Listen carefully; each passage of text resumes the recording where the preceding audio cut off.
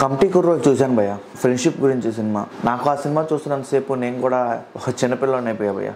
ఎందుకంటే ఆ సినిమాలో మనం చిన్నప్పుడు ఏమైతే చేస్తామో అవన్నీ ఉంటాయి. నాకు చాలా బాగా అనిపించింది భయ్య.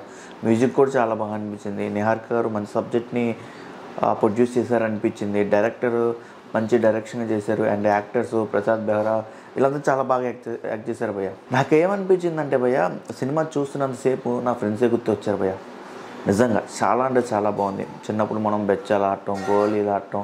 అండ్ ఈ సినిమాలో ఉత్సవం ఉంటుంది చూసావా.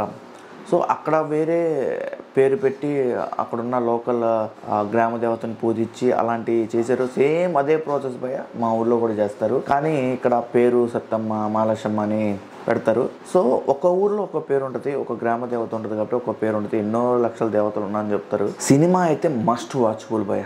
ప్రతి ఒక్కరు చూడండి. చిన్నప్పుడు మనం ఏదైతే చేసామో, ఇప్పుడు ఏదైతే కోల్పోయామో అదంతా చూపిస్తారు భయ్య.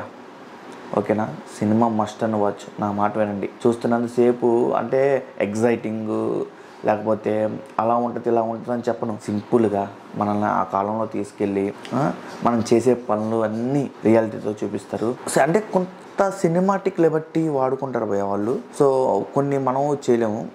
ఆ సినిమాటిక్ లిబర్టీ పక్కన పెడితే ఒక 50% మనం గుర్తు చేసుకుంటాం భయ్య. మనం చేసే పనులు చిన్నప్పుడు, మనం చేసే అల్లరి చిన్నప్పుడు, మనం ఫ్రెండ్స్ కొట్టుకోవటం. ఈ వీడియోలో ఎందుకో నా చిన్నప్పుడు ఫ్రెండ్స్ని గుర్తు చేసుకోవాలనిపిస్తుంది.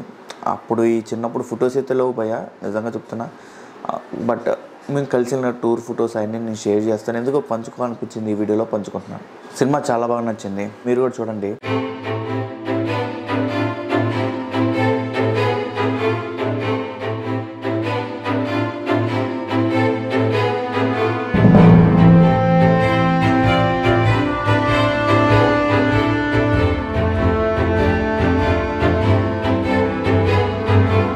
ఈ వీడియో మీకు నచ్చితే లైక్ చేయండి, షేర్ చేయండి, సబ్స్క్రైబ్ చేయండి. అండ్ నా ఛానల్ కొత్త వారైతే ఆ ఛానల్ సబ్స్క్రైబ్ చేసుకోండి. పక్కన ఉన్న నోటిఫికేషన్ బెల్ నొక్కండి, ఎందుకంటే మీకు నోటిఫికేషన్ వస్తుంది.